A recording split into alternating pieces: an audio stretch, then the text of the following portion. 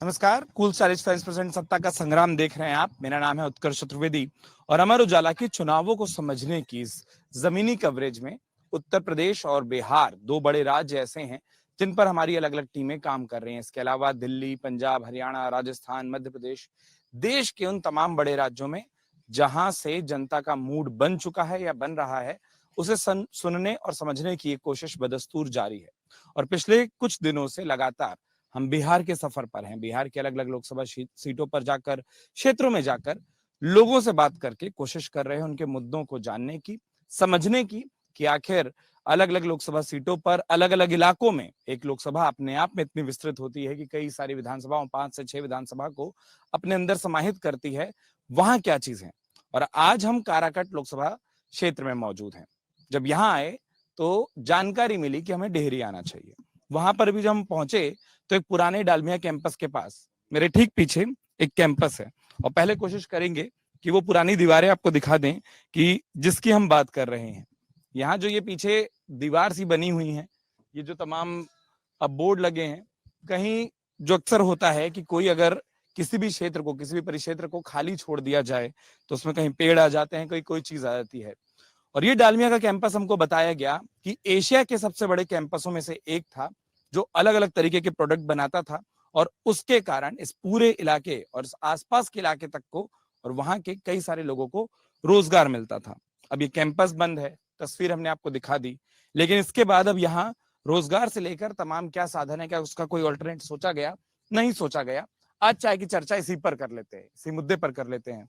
बाला साहब, बहुत शुक्रिया हमसे बात करने के लिए। तमाम लोग आपको बाला भैया बोलते हैं। बैठे रहे आराम से। मैं एक चीज जानना चाहता, जहां से मैंने शुरू किया, कि एक ऐसा बहुत बड़ा कैंपस, एक बहुत बड़ा ऐसा क्षेत्र कितने लोगों की आजीविका से जुड़ा होगा, और जब ये बंद हो गया तो उसके बाद क्या उसके कभी कोई ऑल्टरनेट साधन लाने की कोशिश की गई? धन्यवाद, आप यहाँ आए और एक जमीनी स्तर पे आपने एक सर्वे का काम शुरू किया है, बहुत अच्छा लगा।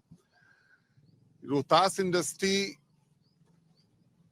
बिहारी नहीं, भारत के सबसे पुराने इंडस्ट्रीज कैंपस में ये था।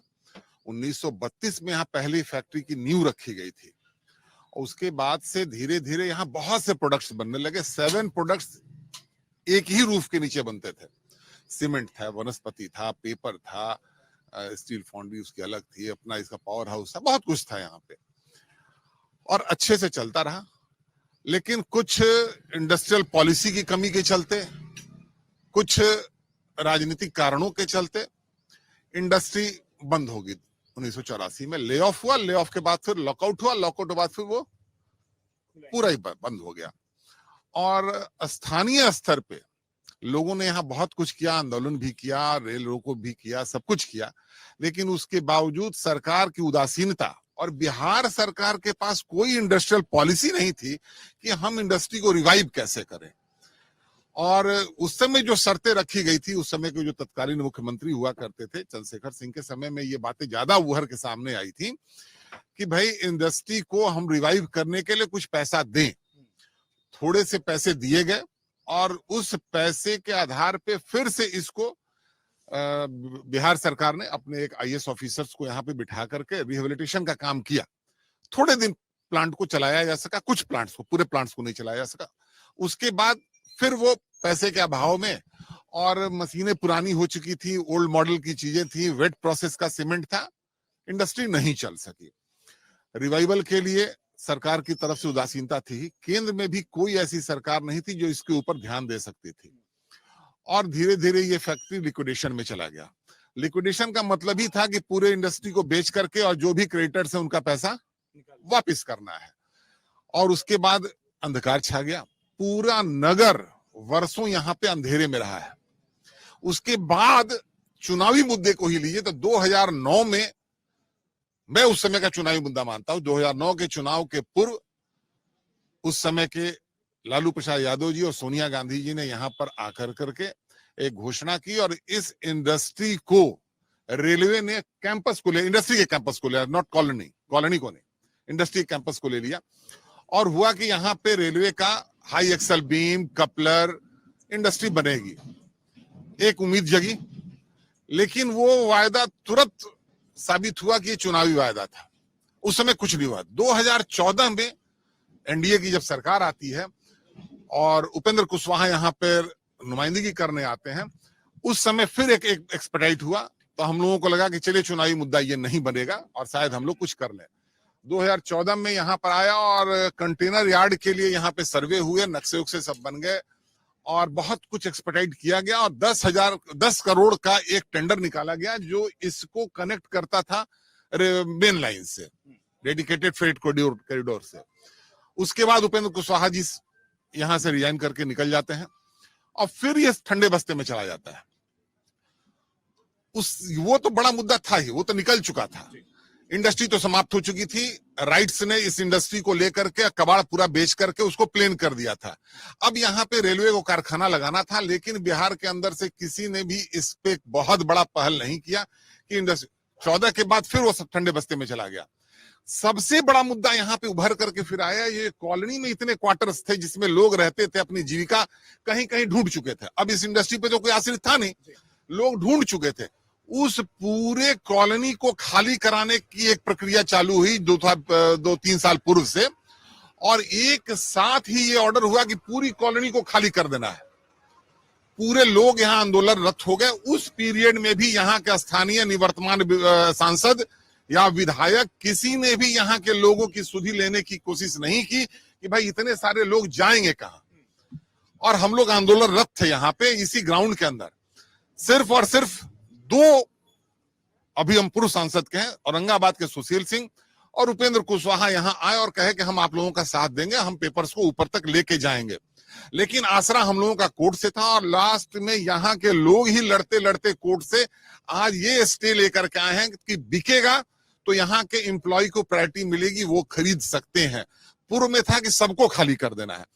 तो यहाँ की इंडस्ट्री से जो बातें उभर करके आई कि इसकी उम्मीद तो सबको है कि ये लग जाए, लेकिन प्रयास धरातल पे नहीं हो रहे हैं। केंद्र की सरकार जो है, आज यदि केंद्र की सरकार मजबूती से खड़ी है और वो आती है, उसके नुमाइंदे यहां से भी जीतते हैं, तो मैं उम्मीद करता हूं कि एक मजबूत सरकार है और वहां तक हमारी बात यदि पहुंचे तो इस इंडस्ट्री को फिर से रेलवे अपने अंदर में लेकर के चला सकती है। और बखूबी आपने पूरा वो उस घटनाक्रम को बताया। मैं कुछ और लोगों से अगर समझूं, बात करूं, साहब आपसे पूछता हूं, जैसे उन्होंने बताया ना कि 2 पहलू आते हैं उस पूरे जवाब में। एक कि कितने ऐसे लोग होंगे जो रोजगार के लिए इस इंडस्ट्री और इस कैंपस पर निर्भर होंगे और वो फिर दूसरे साधन ढूंढने लग गए, और दूसरा इस पूरे कैंपस में, इस पूरे क्वार्टर जो सारे घर बने हुए हैं जिसको एक नोटिस आया, जो कानूनी लड़ाई आप लड़ रहे हैं, यहाँ रहवासी कुल कितने हों? यहाँ कम से कम अभी 5,000 आदमी रहते हैं और उनके साथ जुड़े हुए बहुत सारे लोग रहते हैं और वो अपना दूसरा कार्य ढूंढ चुके हैं।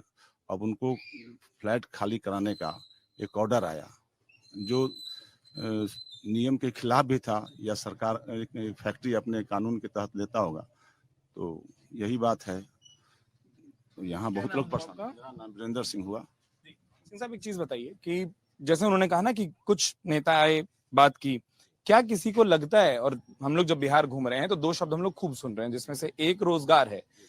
इतना बड़ा कैंपस जो रोजगार दे सकता है, उसका कोई दूसरा प्रयोग हो सकता है। 2 बार वाला जी ने भी कहा भी कि 2 बार प्रयास हुए रेलवे की तरफ से, लेकिन वो जमीन पर नहीं उतरा। तो क्या वो, जब अभी भी इस बार भी चुनाव है, नेता आते हैं, कोई इस क्षेत्र की, इस चीज की और इस दिक्कत की बात करता है? कोई तो करता ही है, क्योंकि इस बार बात हो रही है और उन्होंने आशा दिया है और आशा ही एक विश्वास के रूप में जगता है। तो पब्लिक तो विश्वास ही न करेगी, आप आगे क्या करेंगे आपके ऊपर निर्भर करता है। तो एक बार है कि अब जिनकी सरकार बनती है हम उनके साथ जाएं ताकि ये कुछ हो यहाँ पर आशा के साथ। अब आगे क्या करेगा क्या नहीं करेगा उस प्रतिनिधि के ऊपर निर्भर करती है और सरकार का जो सोच है इस फैक्ट्री के बारे में उनके ऊपर भी निर्भर करता है। हम लोग तो यही चाहते हैं कि यहाँ फैक्ट्री खुले, लोगों को रोजगार मिले, यहाँ लोग खुशहाली आए इस शहर में। हम लोग को बहुत ये रहता है, एक बार जो कोई आश्वासन देता है तो हम लोग उसके प्रति आशान्वित हो जाते हैं कि ये जरूर में हम लोग के लिए कुछ करेंगे। लेकिन अब तो क्या कहा जाए, दुर्भाग्य है इस नगर का। 1984 से अगर कोई इलाका सिर्फ आश्वासन पा रहा हो तो एक स्वाभाविक तौर पर निराशा आती है। लेकिन जैसा उन्होंने भी कहा, बालाजी ने भी कहा शुरू में, कि मजबूत सरकार जब हो तो अपेक्षा ही की जाती है काम होगा। 10 साल अभी भी और पहले भी 10 साल 2 सरकारें बाकायदा मजबूत रही। और 2004 के एक भाषण का भी वो जिक्र कर रहे हैं कि जब कहा गया कि इसको रेलवे अपने अधीन लेगा। फिर 2014 की बात आती है, अब वापस एक और 10 साल का दौर आ गया है, एक और दशक सामने आ गया है। क्या उम्मीद दिखती है आपको? अच्छा दिखते हैं, बढ़िया। मोदी सरकार पर भरोसा है। और देखिए, इस बार उम्मीद है, उपेंद्र कुशवाहा आए थे, एक जगह मीटिंग में हम सुन रहे थे, हालांकि हमसे बातचीत नहीं हुई, बोल रहे थे कि हम पूरा प्रयास करेंगे इस फैक्ट्री को खुलवाने के लिए। अगर ये फैक्ट्री चालू, हाँ, उम्मीद लगता है, उम्मीद लगती है। हाँ उम्मीद लगता है। यहाँ खेती थोड़ी होगा, जब भी लगेगा तो उद्योग लगेगा, और कोई मजबूत सरकार ही चला सकती है। चलिए, इस बार आपको बात होती है उस पर दिखाई देती है, वो एक उम्मीद दिखाई देती है। क्या नाम साहब आपका? मेरा सुनील उपाध्याय नाम है। सुनील जी ने भी जो बोला, और मैं और कुछ आपसे अगर पूछूं, क्योंकि मैं चाहता कि थोड़ा थोड़ा विचार पहले तो सबका आ जाए एक बार, कि अगर ये फैक्ट्री किसी भी रूप में, ये कैंपस किसी भी रूप में चालू होता है, न सिर्फ मुझे लगता है कि डेहरी का, बल्कि आसपास के कई लोगों का रोजगार इससे बनता होगा। रोजगार जैसे बिहार में एक समस्या हम देखते हैं, क्यों नहीं आपको लगता कि किसी ने सोचा कि अगर ये इसका समाधान कर दें तो हम इतने सारे लोगों को रोजगार देकर और मजबूत और सशक्त बना सकते हैं? यही तो दुर्भाग्यपूर्ण बात है यहाँ के लिए कि किसी ने सोचा ही नहीं, जो जनप्रतिनिधि यहाँ के थे। अगर सोचते तो वो आज यहाँ पर एक छत्र राज करते हो। लेकिन जिस समय 1982-84 में फैक्ट्री बंद हुआ था, तो ऑन पेपर 22,000-24,000 कर्मचारी यहाँ पर काम करते थे, और पूरे इलाके में लाखों लोग इससे जुड़े हुए थे। लाखों लोगों के चेहरे पर खुशहाली थी। लेकिन जब बंद होने के बाद ये सब सारी चीजें राजनीति के भेंट चढ़ती चली गई। कोई सार्थक जो एक होना चाहिए प्रयास, कुछ लोग किए, नहीं सफल हुए, कुछ लोग नहीं किए, उदासीन रहे। ये दुर्भाग्य था कि कोई ऐसा प्रतिनिधि नहीं आया कि जो केंद्र से लड़कर या सरकार से लड़कर, या बिहार सरकार चाहे केंद्र सरकार कोई भी हो, कि यहाँ पर एक शुरुआत करे। कोई नहीं किया। आज स्थिति ये है कि यहाँ पर क्वार्टर देख रहे हैं आपके सामने, घुमाइए, देखिए, सारे क्वार्टर में बुजुर्ग लोग पड़े हुए हैं। उनके घर के लड़के, कोई दिल्ली में कमा रहा है, कोई पटना में कमा रहा है, कोई कुछ रहा है, वो अपना जीवन यापन करते हैं। उस पर भी जबकि सरकार सबको आवास देती है, लेकिन यहाँ आवास को खाली कराने की प्रक्रिया शुरू हो गई कि सब लोग रोड पर आने के लिए। इस हाल में 70-80 क्वार्टर खाली हो गए डालमिया नगर में। लेकिन अब उस समय की स्थिति आप आते देखते कि लोग रोड पर रो रहे थे, पानी बरस रहा था, सामान खींच खींच कर बाहर किया जा रहा था। बहुत माने दर्दनाक दृश्य था यहाँ का।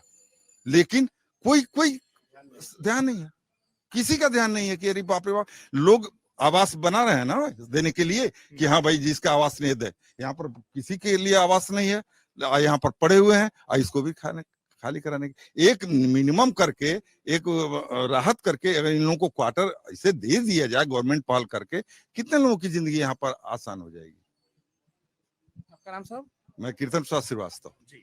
और जो इन्होंने अभी श्रीवास्तव जी ने कहा, मैं उसी के आगे एक चीज पूछता हूँ, क्योंकि उन्होंने बोला कि 22-24 हजार लोग कागज पर थे। मोटा मोटा अगर 4 लोगों का परिवार भी माना जाए तो करीब करीब 1 लाख लोग जो सीधा एक कैंपस से जुड़े हैं। वोट की दृष्टि से भी देखें, चलिए राजनीति के इस सवाल पर आ जाएं, तो छोटी संख्या नहीं है कि 1 लाख एक मुश्त वोटर आपको एक मुद्दे से समाधान दिखाई देता है। फिर समाधान क्यों नहीं सोचा जाता? सबसे पहले तो इस क्षेत्र के लिए आपकी टीम को बहुत बहुत धन्यवाद कि यहाँ की समस्याओं के लिए आप यहाँ सुनने और समझने आए हैं।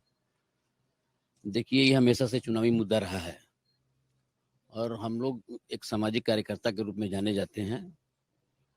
चुनाव और जनसंख्या पर या इससे जुड़े लोगों पर, यहाँ की समस्याओं के बारे में पीछे जितने भी आपने भी इंटरव्यू लिया है, मैं बस यही कहना चाहूँगा, यह चुनावी मुद्दा, इस बार के चुनाव में यह चुनावी मुद्दा बन के मत रह जाए। और अब चूंकि सेंटर में गवर्नमेंट अगर बनती है बीजेपी की, तो कहीं ना कहीं यहाँ से जो लोग जाएंगे तो उनसे कुछ उम्मीद बनेगी। और हम लोग भी चुनाव के बाद अगर उनका पहल नहीं होता, कारण क्या है कि इस बार का ये काराकट लोकसभा जो है और डालमिया नगर का, हमको लगता है कि इस बार भाग जगने वाला है, क्योंकि पूरे हिंदुस्तान का नजर इसको काराकट लोकसभा पर मैंने पड़ा हुआ है। और हमें लगता है कि अमर उजाला का टीम जो है इसी वजह से आया भी है, क्योंकि कहीं ना कहीं बहुत मैंने हाई प्रोफाइल मतलब समझे चल रही है काराकट लोकसभा। और चुनाव के बाद हम लोग भी आंदोलन करेंगे अपने फैक्ट्री के लिए, इसके लिए। आपका नाम साहब? जी, मेरा नाम है नंदन कुमार। जी नंदन जी, जैसा आपने कहा ना कि हाई प्रोफाइल है, स्वाभाविक बात है, मतलब इसमें कोई वो छुपाने वाली बात नहीं कि हाँ एक ऐसा मुकाबला दिख रहा था कि हमको लगा, और लोकसभा क्षेत्र में सिर्फ एक विधानसभा नहीं आती है, तो अगर हम कुल मिलाकर देखें तो हाँ इस लोकसभा को समझा जाए। लेकिन जो अभी जहां मैं वापस बोलता हूँ, जो बालाजी ने पूरी बात विस्तार से बताई ना, उसके बाद वो जो एक क्रम आया वहां, ये ना हो कि वो पूरा का पूरा बहस या बातचीत या मुद्दे वो हाई प्रोफाइल में गुम हो जाए और मुद्दा जमीन पर ही रह जाए और बातों में वो चेहरे ज्यादा हावी हो जाएं। उसके लिए क्या कोशिश रहती है खुद के तौर अभी जैसा कि मैंने बताया कि पूरे हिंदुस्तान का नजर लोकसभा पर है। पहले तो चुनावी मुद्दा था आया राम गया राम हो जाता था, तो कहीं ना कहीं चुनाव के बाद हम लोग भी आंदोलनरत रहेंगे और अपने मुद्दे को, अपने हक के लिए उसका निर्णय मतलब निकालेंगे हम लोग। आप लोग उस लड़ाई को जो आप लोगों ने लगातार की है उसको और भी जारी रखेंगे। चलिए, थोड़ा सा मैं आपसे यही समझना चाहता हूँ, कितनी बार ये लड़ाई हुई, कितनी बार नेता आए और नेता बोलते क्या हैं? इसके बारे में बाकी साथियों ने तो पूरा आपको इतिहास बताया है, उसमें भी डिटेल जाने की हमको जरूरत नहीं समझते हैं। इसको दो भाग में बांटा जाए, एक है प्लांट एंड मशीनरी एरिया और दूसरा है आवासीय क्षेत्र। प्लांट एंड मशीनरी जो बंद हुआ तो उसके बाद भी बहुत सारे आंदोलन हुए और उस आंदोलनों के दरम्यान में एक बार हुआ कि कबाड़ी ले रहा है, कौन ले रहा है, बड़े बड़े पूंजीपति ले रहे हैं, तो उसको लड़ करके आवाज कर करके आंदोलन कर करके एक ऐसा हुआ कि लालू प्रसाद यादव उस समय थे मंत्री, तो उन्होंने रेल कारखाना को अपने कब्जे में लिया और यह आशा जगी कि यहाँ पर रेल का कोई फैक्ट्री या कारखाना खुलेगा तो कम से कम एक जीविका का साधन हो जाएगा। लेकिन उनके बाद यह ज्यों के त्यों इसी तरह की स्थिति बनी रही, लोग तरसते रहे और ये करते रहे। मैं ये कहना चाहता हूं कि डालमिया नगर जो है सचमुच में ऐतिहासिक नगर था और ऐतिहासिक नगर इसमें किया लगता था कि मजदूर नगरी है, संघर्ष की नगरी है, औद्योगिक क्षेत्र है। और आज यह उजड़ता चमन जो लोग देखते हैं और जो लोग पहले देखे हैं, लगता है कि उनकी आत्मा बहुत ही दुखित हो जाती है जो यहाँ के लोग रह रहे हैं। तो इसका तो जो स्थिति बना आश्वासन मिलते रहे, लोग आश्वासन और उम्मीद लगाते रहे कि हो सकता है कि कुछ हो जाए, हो सकता है कि कुछ जाए, इसी आश्वासनों पर चलता रहा। और जो सरकारें आई और जो आया प्रतिनिधि कहता है कि हम लगे हुए हैं, अब शिलान्यास होगा। कुछ लोगों ने कहा कि शिलान्यास होगा, लेकिन सारा जुमला रहा, कुछ हुआ नहीं और यह तो रह गया। लेकिन इसके बावजूद भी इस दुखद पीड़ा में भी यहाँ के लोग रह गए, क्वार्टर में रह गए। बहुत लोग एम्प्लॉई थे जिनको पैसा नहीं मिला था, वह रह गए, बहुत लोग चले गए, बाकी लोग इसमें रहे। तो क्वार्टर खाली कराने का भी आदेश आ गया, तो लगा कि चिमनी तो गई, शहर भी खत्म हो रहा है। चिमनी तो चली गई लेकिन शहर भी खत्म हो रहा है और लोग मरने को तैयार थे। जो आंदोलन आप देखते तो ठंड में जबरदस्ती लोगों को 69 क्वार्टर को खाली करा दिया गया। लोग आकर के शासन प्रशासन वाले लोग गिड़गिड़ाते रहे, लोग चिल्लाते रहे, लेकिन इस तरह की अमानवीय व्यवहार हुआ। लेकिन इसके बीच में कोई भी प्रतिनिधि दखल नहीं देने आया, कोई भी दखल नहीं देने आया। अब मैं आपको हम दावे के साथ कहते हैं कि जैसा लोग जानते हैं, उस समय यहाँ के सांसद थे महाबली सिंह, उनको लोगों ने गुहार लगाया। वो कहेंगे हम इसके बारे में कुछ नहीं करेंगे। उन्होंने इतना सिंपैथी में भी कुछ नहीं कहा कि क्या कर रहे हैं नहीं कर रहे हैं, कहा कि हम इसमें नहीं करें। लगा कि लोग यहाँ मरने के लिए ही रह गए हैं और मर रहे हैं। एक तरह की एक बिल्कुल यही स्थिति सामने में आ गई। बाद में चल करके कुछ कोर्ट में केस हुआ, तो अब चला है कि अब रहते बिक्री होगी, हटा करके बिक्री नहीं होगी और जो खरीदना होगा खरीदेंगे, जो नहीं खरीदना होगा खरीदेंगे। लेकिन इसको ये करती है। लेकिन अभी भी जो स्थिति बनी है डालमिया नगर की, हमको बहुत तजुब होता है कि जो लिक्विडेटर या जो लोग इसके बारे में सोचते हैं, सरकार को भी सोचना चाहिए। मौलिक बिंदु यह है कि ये शहर बसा है, एक तो प्लांट मशीनरी बसा था, एक शहर बसा है जो डालमिया नगर है। फैक्ट्री तो बंद होगी, कंपाउंड में चलेगा जो लोग चलाएंगे, लेकिन बसे हुए नगर को उजाड़ने का अधिकार तो अमानवीय है, बिल्कुल अमानवीय है जो उजाड़ने का कहा गया है। और सारे लोग कहते हैं, हम तो उस समय भी कहा, लिक्विडेटर से भी कहा कि ये शहर बसा है तो नक्शा है, कहाँ नाली है, कौन रोड है, कौन पार्क है। तो अगर नगर को बिक्री भी होती है और चाहे होता है तो इस नगर को डिस्टर्ब नहीं किया जा सकता। पुराने नक्शे से ही करें तो ये फील्ड भी बेच रहे हैं, वो भी बेच रहे हैं, वो भी बेच रहे हैं। इस तरह से केवल सिचुएशन है और यहाँ के लोग किस पीड़ा में जी रहे हैं अगर आप देखेंगे और समझेंगे तो आपको महसूस होगा किस तरह की स्थिति है। तो मैं तो यही कहना चाहता हूँ कि प्रतिनिधियों ने इस पर ध्यान नहीं दिया। साथी ने कहा कि मजबूत सरकार, मैं पूछना चाहता हूँ, कहना चाहता हूँ कि कैसी मजबूत सरकार? अभी तो सरकार सेंटर में भी है और स्टेट में भी है, दोनों सरकार है और कहते हैं कि 2 इंजन है। जब 2 इंजन की सरकार नहीं कर सकी तो इससे मजबूत सरकार कौन आ सकती है? इरादा नहीं है, समझ नहीं है, समझते नहीं लोग। लगता है कि यहाँ की पीड़ा के बारे में किसी को ध्यान ही नहीं है। मैं तो ये मानता हूँ कोई भी सरकार रहे और मैं समझता हूँ कि एक सांसद भी मजबूत रहे तो यहाँ की लड़ाई को लड़ सकता है, जबकि यहाँ के लोग लड़ने को तैयार है। नेतृत्व खोजते हैं, नेतृत्व खोजते हैं। एक नेतृत्व मिले तो सारे लोग जान देने के लिए तैयार हो जाए, लेकिन नेतृत्व की कमी है, संघर्ष बढ़ गया है। ट्रेड यूनियन के नाम पर कहा जाता है ट्रेड यूनियन डालमिया नगर से लोग सीखते थे और आज वही लोग मर रहे हैं। जहां से ट्रेड यूनियन आंदोलन की बात लोग सीखते थे वहीं के लोग आज मर रहे हैं। तो एक ऐसी केओस स्थिति हो गई है और लग रहा है कि यह निरीह प्राणी और इसको कोई देखभाल करने वाला नहीं है, ये सवाल है।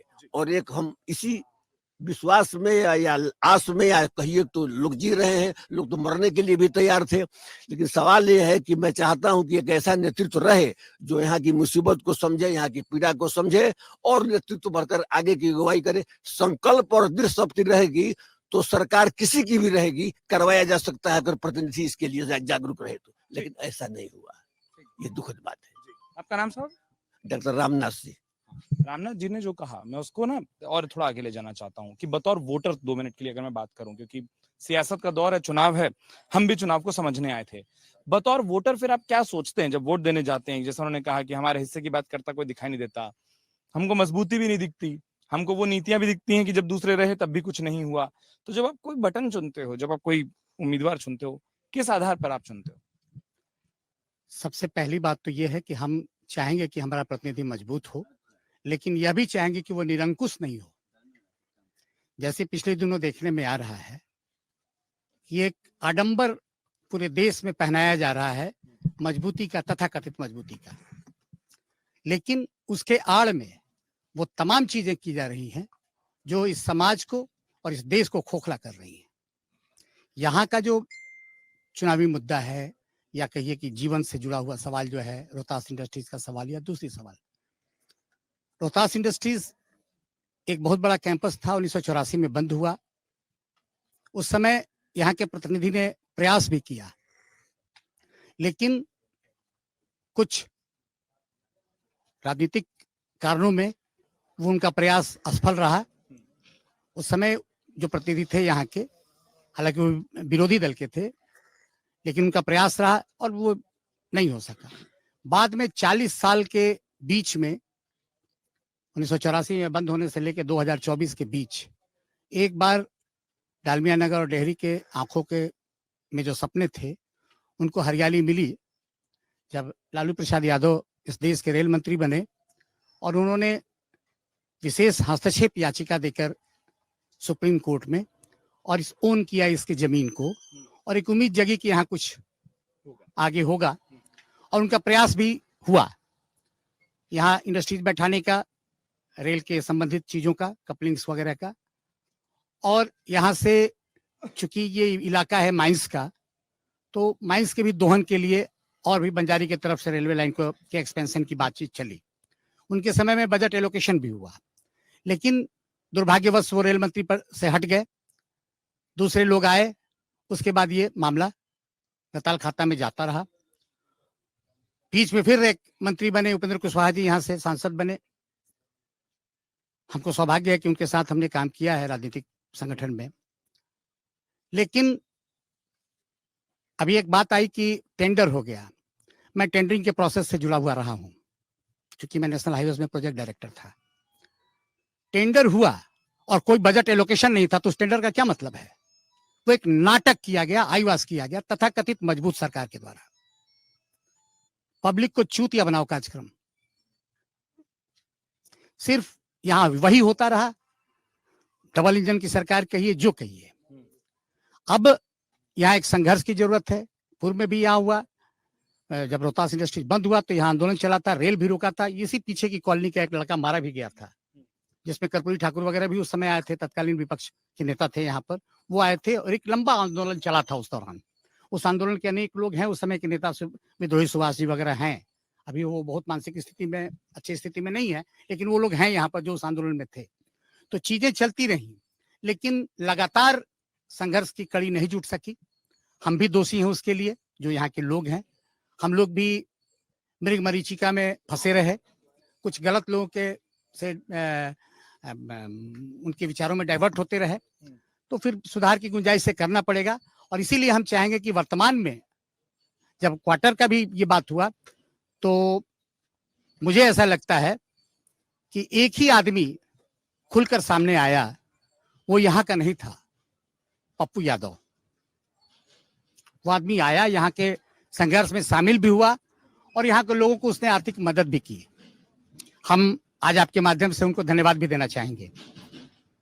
और अब हमको लगता है कि यहाँ जरूरत है कि ऐसे सांसद की जो संघर्ष का आदी हो, क्योंकि चीजें हम लोग 20 साल से देख रहे हैं, 40 साल से, अच्छे बुरे दोनों पल को। अब ऐसा लगता है कि बिना संघर्ष के कोई ऐसा हमारा नेतृत्व हो, हमारा सांसद ऐसा हो जो व्हाइट कॉलर बिजनेस में न रहता हो, जिसको संघर्ष की आदत हो, या उस ग्रुप का वो साथी हो जो संघर्षशील लोगों के बीच का है। हम ऐसा सांसद चाहेंगे। आपका नाम सर? मेरा नाम हुआ विनय चंचल। जी विनय जी, और अब मैं आप पर आऊं और उसी सवाल को कुल मिलाकर पूछना चाहता हूं, समझना चाहता हूं कि जैसे उन्होंने कहा ना कि 40 साल का संघर्ष, एक पूरी पीढ़ी तो बाहर चली गई रोजगार की तलाश में। क्या एक कारण ये भी होता है कि लोगों को लगता है कि नहीं ठीक है, जो पुराने हैं वो नुकसान कर नहीं रहे और जो नए हैं वो है नहीं? अगर हम नेता की दृष्टि से सोचें, क्योंकि वो अगर वोट के तराजू पर सब कुछ तोल रहा है, क्या ये भी एक कारण, जैसा उन्होंने कहा ना कि बीच में हमारे हिस्से का संघर्ष भी कम हो गया, क्या इसलिए नफा नुकसान ज्यादा देखा जा रहा है कि ठीक है वोट तो एक मुश्त इस पर मुद्दे पर मिलना ही नहीं है, तो हो या काम ना हो? देखिए, मैं सबसे पहले आपके चैनल को बहुत बहुत धन्यवाद। मैं ये बताना चाह रहा हूँ कि यहाँ जितने भी नेता आए, जो भी आए, चुनाव के माहौल में तो वो बहुत बड़े बड़े वादे करते हैं, लेकिन जब जीत जाते हैं तो वे वादे भूल जाते हैं। और अभी जितने भी, माने जैसे उपेंद्र कुशवाहा हो, महाबली जी हो, जितने भी लोग आए, खाली जुमलेबाजी हुआ और उसके अलावा कुछ नहीं हुआ।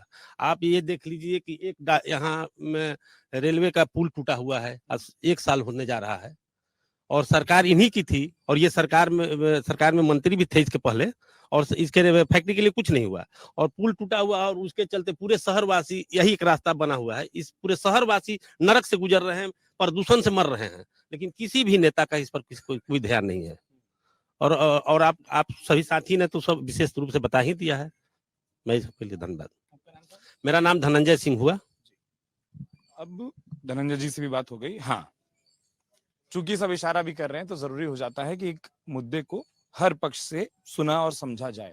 क्या कुछ ऐसा है जो आपको लगता है कि जिसके कारण से सिर्फ आश्वासन रहते हैं, काम नहीं होता, और तो भी अगली बार आश्वासन देने के लिए नेता फिर पहुंच जाते हैं? मतलब उनको ये भी नहीं लगता कि एक बार दिया था और वो सवाल पूछे जाएंगे पलट के? डालमियागढ़ की जनता एक सपना पाले है कि शायद किसी दिन किसी का आश्वासन काम कर जाए, लेकिन आज तक आश्वासन काम किया नहीं है। 2015 के चुनाव में और 14 के चुनाव में, लोकसभा के चुनाव में, यही सुगरा मैदान से मोदी जी का घोषणा था कि हम यहाँ आएंगे तो डालमियागढ़ रेलवे कंपनी को स्टार्ट करेंगे। उसी चुनाव के मुद्दे पर उपेंद्र कुशवाहा चुनाव जीते थे। कभी भी बजट में कभी 1000 आता है, कभी 100 रुपये आता है, कभी 1 रुपया आता है। ये डालमियागढ़ कंपनी का दुर्भाग्य है और यहाँ के लोगों के लिए दुर्भाग्य है। और यहाँ जब संघर्ष करने की जरूरत हो तो कोई, यहाँ रहते हुए भी उपेंद्र कुशवाहा यहीं पड़े हुए थे अपने आवास में, लेकिन कभी यहाँ लोगों के लिए, आवास के लिए जब लड़ाई लड़ रहे थे लोग, यहाँ बीच में लोगों के बीच नहीं आए थे केवल एक जो संघर्ष किए और पूरे साथियों को जगह वो पप्पू यादव का काम किया, जो यहाँ किसी प्रतिनिधि के लिए नहीं थे और दूर के आदमी थे, लेकिन यहाँ के लोगों का साथ खुलकर पप्पू यादव ने दिया। और उसके बाद यहाँ के लोग हर समय आस लिए रहते हैं कि कभी फैक्ट्री चालू हो जाए, लेकिन वो होता नहीं है। दुर्भाग्य ये हुआ कि आज मकराइन का जो पुल था, रेलवे पुल, वो भी बंद हो गया। और बंद होने के बाद यहाँ के महाबली सिंह सांसद से मैं खुद फोन करके बात किया तो वो कहते हैं कि सरकार के पास पैसा नहीं है कि पुल चालू करें। ये स्टेटमेंट था महाबली सिंह का, ठीक है। और इस तरह के बातों से ये प्रदूषण से ये रास्ता पूरी तरह त्रस्त है। और डालमिया नगर को डालमिया नगर मैदान में टहलना छोड़ दिए हैं, जो सुबह शाम गुलजार रहता था प्रदूषण के चलते। लेकिन कोई प्रतिनिधि इसके ऊपर ध्यान नहीं दिया कि कब ये पुल चालू होगा। डॉक्टर ओपी आनंद। जी आनंद साहब, अब मैं ना वापस मतलब इस चर्चा को अगर मैं खत्म करना चाहूँ, अंत करना चाहूँ, बाला साहब मैं आपके पास फिर आता हूँ। और हाँ भाई मारा गया जी, उस फायरिंग में। हाँ आपका नाम? हमारा शिवशंकर प्रसाद हुआ। जी हमारा इस फैक्ट्री के चलते मेरा जवान भाई गोली खाया इसी रेलवे में। और सबसे बड़ी बात है, यहाँ बहुत से लोग बोले कि बीजेपी बहुत मजबूत सरकार है। हम पूछना चाहते हैं कि क्या चीज में मजबूत है। मणिपुर तो उन्हीं का सरकार था, पूरा 1.5 महीना जला। आज गैस का सिलेंडर आप देख लो, सारे राशन का देख लो, यहाँ तक कि कफन के ऊपर भी जीएसटी इन्हें लगाया। आज यहाँ पुल टूटा हुआ है। क्या मजबूत सरकार है? हम तो मजबूत सरकार उसको कहेंगे कि आज तेजस्वी जो है जो वायदा किए 17 महीना के अंदर इतना नौकरी दिए, आज बीजेपी को लोग कहते हैं कि बहुत मजबूत सरकार है। किस एंगल से है? आप देख लिए, ये मीडिया वाले हैं रवीश कुमार, उनको साइड कर दिए। बिमित रावत जो सेना का अध्यक्ष, उनको मरवा दिए जहाज में। ये 40 सेना को उड़वा दिए। तो ये क्या मजबूत है? अभी देखिए, ये जो बीजेपी सरकार है 3 चीज खरीदी है। पहला मीडिया, सीडी, और तीसरा आप जान रहे हैं क्या खरीदा है? सारे विधायकों सांसद को पूरा रुपया दे दो, ठीक है। अभी देख लो ये लड़की के साथ हुआ, अभी ब्रिजभूषण को देख लो। बीजेपी में जितने भी आतंकवादी नक्सली हैं सब तो उसी पार्टी में है। लिस्ट दिखा दूं मैं, मगर उसके ऊपर कहाँ कोई कार्रवाई होता है। अब रह गया सवाल यहाँ कुशवाहा जी। अभी महाबली की बात बता रहा हूँ, मोबाइल के ऊपर मेरे पास है। पूरे डालमिया नगर को खुलेआम गाली दी है कि डालमिया नगर को मात चोते हैं। नहीं, मैं बोलूंगा ना, आप निकालना ना। महाबली जी मुझसे मिलेंगे, मेरे पास है, रखा हुआ है। आप मेरी बात को काटिए मत। नहीं, बात नहीं। सच्चाई देखिए, को बोल रहा हूं, जो कुछ मेरे शब्द पास proof देखिए, है। मैं वापस बोलूँ, कुछ शब्द तो जा ही नहीं पाएंगे, जी, चल ही नहीं पाएंगे। वो तो हम जाने आप काट देंगे। तो फिर उस मैं अपशब्द हटाऊंगा, मैं बात जी, पूरी रखना जी, चाहता हूँ। अगर जी। आप अपशब्द बोलेंगे तो फिर वो संवाद का कोई अर्थ नहीं। इसीलिए यहाँ पर सबसे बड़ा मुद्दा है हमारा डालमिया नगर। अब बीजेपी कोई सरकार मजबूत नहीं है, फेलियर सरकार है। पूरा फुल 100 में 100 फेलियर है। इनमें जो भी गलत लोग हैं उसमें बीजेपी में गया, वो दूध का धोया हुआ हो गया। नहीं तो इसमें जो पार्टी ने मिला भी आप देख लो। अभी जितने भी मान लो कि काला धन आया, काला धन कहाँ है भैया? आपका काला धन का हिसाब चाहिए ना। हम लोग आपको वोट देते हैं। हम ये हरा पगड़ी क्यों बांध लिया? हम तो पहले बीजेपी को वोट दिए थे, हमने हरा पगड़ी बांध लिया। हम देखा कि ये तो 2 नंबर का सरकार है। ये कोई वायदे में पूरा है तो आप बता दो मेरे को। मगर एक बात है, ऊपर में ईश्वर बैठा है। उसका जिस दिन छड़ी चलेगा ना, कहना है ना कि मंगलसूत्र के बारे में बोले। ये मंगलसूत्र तो पहले मोदी जी अपना बचा लें, अपनी पत्नी की खर्चा चला लें। पहले प्रधानमंत्री पे बैठे तो पहले अपने पत्नी के पास सेना भेजे, तो उनकी पत्नी ने कहा कि ये सेना हटाओ, मैं शिक्षक हूँ पढ़ाने वाला, हमें सेना की कोई जरूरत नहीं है। मेरा भाई यहीं पे मरा, ये फैक्ट्री के लिए जवान भाई बलिदान हुआ। कपूरी ठाकुर मेरे पास आए थे मेरे घर में, ये कहाँ गए अंकल जी? ये लेके आए थे, वो देखिए मेरे पिता के समान है। मगर ये बीजेपी सरकार एक झूठा सरकार है, बहरूपिया सरकार है। इससे अच्छा तो ये जो ऐसे ऐसे करते हैं ना, वो जिंदाबाद है। बस इसके साथ धन्यवाद। मैं तमाम लोगों से, जैसे मैं आया इस विषय पर, मुद्दे पर समझना चाहता हूँ। मैं जो चीज जहां पर मैं चर्चा का अंत करना चाह रहा था वो ये बात करके जो चीज समझ आ रही है कि पहले एक पूरा का पूरा कैंपस बंद होता है, रोजगार जाते हैं, फिर जो लोग जहाँ रहते हैं वो रहने के नोटिस आ जाते हैं, रहने की दिक्कत हो जाती है, और उसके बाद आना जाना और वो पुल। क्या ये मान लिया जाए कि एक क्षेत्र की उपेक्षा होती रही और उससे किसी को फर्क नहीं पड़ता, और एक एक करके ऐसी उपेक्षा हो गई है कि यहाँ बने रहना मुश्किल है? देखिए, बात ये है कि आप उम्मीद करें तो करे किससे? यहाँ पे सारे फैक्शंस के लोग हैं। आप लालू जी से उम्मीद कर रहे हैं कि वो उन्होंने फैक्ट्री दिया यहाँ पे, तो लालू जी को आप मान लीजिए यहाँ से अभी जो माले हैं वो जीत जाते हैं तो क्या मिलेगा? आप उम्मीद करते हैं कि फैक्ट्री खुल जाएगी? मान लीजिए खुल भी गई, फिर लॉ एंड ऑर्डर का क्या होगा? हमने पास्ट में देख रखा है 2090s के टाइम और 2000 तक क्या रहा है लॉ एंड ऑर्डर का सिचुएशन, सभी जानते हैं। उसके बाद आप उपेंद्र कुशवाहा जी आते हैं, उनसे आप क्या उम्मीद कर सकते हैं? वो एक बार यहीं के जनता को धोखा देके वो शिफ्ट कर चुके थे दूसरी पार्टी में। ऑप्शन क्या है हमारे पास? अभी पवन सिंह आया निर्दलीय की क्या औकात होती है? कुछ नहीं। तो आप उम्मीद करे तो करे किससे? देखिए 1985 से जब ये फैक्ट्री नहीं खुल पाई है, उम्मीद बहुत कम है। जिसे करना होगा वो उसे बहुत एफर्ट मारना पड़ेगा, बिना एफर्ट मारे होगा नहीं। और एफर्ट आप किससे उम्मीद कर सकते हैं? मुझे उम्मीद नहीं है। उपेंद्र कुशवाहा जी से आप उम्मीद करते भी हैं तो क्या गारंटी है कि आप वो इस गवर्नमेंट के साथ रहेंगे? आप माले से क्या उम्मीद करेंगे? लॉ एंड ऑर्डर बिगड़ जाएगा, फिर उम्मीद होपलेस है इंसान यहाँ का, कोई कुछ कर नहीं सकता। ये मेजर प्रॉब्लम है। मेरा नाम समीर सिंह हुआ। मैं जैसे मैं कह रहा था कि मैं इस पूरी चर्चा का एक तरीके से उपसंहार लूं, ये समाप्त करूं। बालाजी, जो सवाल मैं पूछा था ना वही पूछता हूं, दो सवाल एक साथ मिलाकर। बतौर वोटर फिर इस क्षेत्र के लोग अगर कोई चुनाव करेंगे, और करेंगे, कोई ना कोई बटन तो दबेगा, तो वो क्या सोचा जाता है? क्योंकि दोनों ही पक्षों को, ऐसा नहीं है 40 साल छोटा पीरियड नहीं होता। आपने ऐसा नहीं कि 5 साल देखा और एक तरफा कोई चीज देखी हो। 40 साल में हर पक्ष को आप लोगों ने देख लिया, समझ लिया। तो बतौर वोटर फिर क्या सोचकर वो ईवीएम का बटन दबता है? बतौर वोटर देखेंगे तो यहाँ के वोटर तो उदासीन हो चुके हैं, क्योंकि यहाँ के मुद्दों को जितना मजबूती से वो लोग उठाना चाहते थे वो कहीं उठ नहीं पाया। लेकिन जैसे ही चुनाव नजदीक आता है, पूर्व की भांति यहाँ के वोटर भी, जो बिहार का अपना एक इतिहास रहा है कि जात पात में पटके, धर्म पे बटके, वो कहीं ना कहीं वो जाकर के सेट हो जाते हैं।